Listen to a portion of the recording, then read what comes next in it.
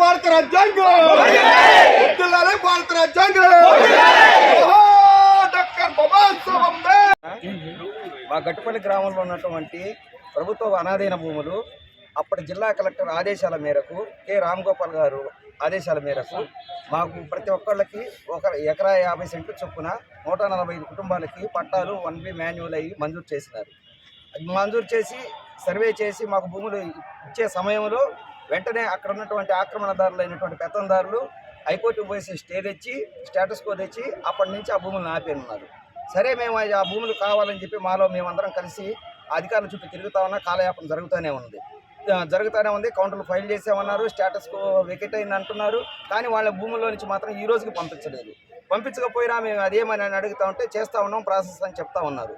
చెప్తా ఉన్న సందర్భంలో 3 నెలల నుంచి మళ్ళీ మా గ్రామంలో రీసర్వే జరుగుతుందని కొందరు ఖాళీగా ఉన్నటువంటి భూములపై కన్నేసి పెత్తందారులు అయినటువంటి రెడ్డి గారు కమ్మవాళ్ళు మళ్ళీ వచ్చి సాగు చేస్తూ ఉంటే పై విషయాన్ని మేము రెవెన్యూ అధికారులకు తెలియజేసి మా దగ్గర ఉన్నటువంటి ఆధారాల ప్రకారముగా మాకు ఆ భూమి మా హక్కు కాబట్టి వాళ్ళు ఈ విధంగా మమ్మల్ని అనేక రకాలుగా ఇబ్బంది పెడుతున్నారని తెలియజేస్తే వాళ్ళు ఫోన్ల ద్వారా మెసేజ్ చెప్పి ఆపండి అని చెప్పినా కూడా వాళ్ళు ఆపకుండా భూముల్ని సాగు చేస్తూ ఉన్నారు.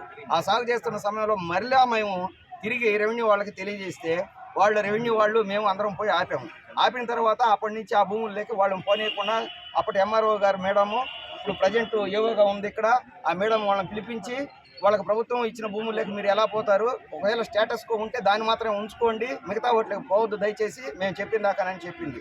తర్వాత మేము ఖాళీగా ఉన్నటువంటి మా భూముల్లోకి మేము పోయేసి అందరం తలా 10 రూపాయలు డబ్బులు తీసుకొని దాన్ని తలా కొంచెం తీసుకున్నాం, ఎప్పుడైనా సాగు చేసుకున్నాం, అప్పటి నుంచి అట్టే ఆగిపోతాం.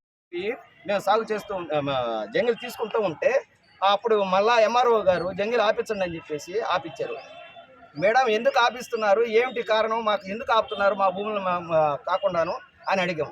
సమాధానం లేకుండా అది మేము ప్రాసెస్ అంటే ఇది చూడాలంటే అది అని చెప్తా ఉంది. ఎంత రాజకీయ ఒత్తిళ్ళైనా కూడా మేము కూడా అందరికి ఓట్లు వేస్తే మేము ఆ ఓట్ల ద్వారానే గెలిచారే కానీ మాకు గట్టుపల్లి గ్రామంలో 2 బూతులు ఉన్నాయి. ఆ 2 బూతుల్లో ఉన్నటువంటి మెజార్టీ బూతులో వచ్చేసి మెజార్టీ మా ద్వారానే వచ్చింది. అందరం మేము కూడా తెలుగుదేశం కేసాం. కానీ కేవలం ఎవరైతే పెత్తందారులు ఉన్నారో ఆ పెత్తందారులు మాటలు చెప్తున్నారో ఆ ఎమ్మెల్యే గారు కానీ అక్కడ ఉన్నటువంటి ప్రజాప్రతినిధులు వాళ్ళకే సపోర్ట్ చేస్తూ ఈ అధికారులు కూడా వాళ్ళకే సపోర్ట్ చేస్తూ అలాగనే కాలయాపన చేస్తున్నారు.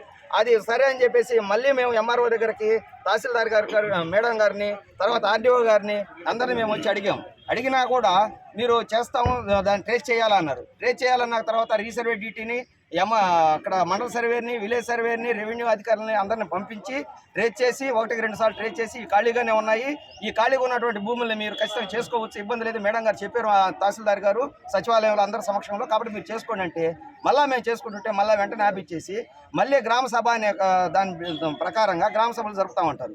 గ్రామ సభలు ఎలా జరుపుతారు సార్, ఇది ఇచ్చేసి ఆల్రెడీ కోర్టులో ఉంది కదా, కోర్టులో ఉన్నప్పుడు కోర్టులో ఉన్న దానిని మీకు ఎవరు అధికారం ఇచ్చారు, ఎందుకు చేస్తారని చెప్పి మేము ప్రశ్నిస్తే అదేం లేదు దీన్ని మేము అడగొచ్చు మాట్లాడచ్చు సార్, ఏ ఆర్డర్తో మీరు చేస్తారని అంటే దానికి కూడా కాలయాపన చేసి గ్రామ సభలు పెట్టించి అక్కడ ఉన్నటువంటి అగ్రవర్ణాల చేతుల మీదుగా మమ్మల్ని నానా బూతులు తిట్టించి మా మీద గొడవలు సృష్టించి మధ్యలో ఆపేసి వచ్చేసి ఈ విధంగా మమ్మల్ని తిప్పుతూ ఉన్నారు. ప్రతి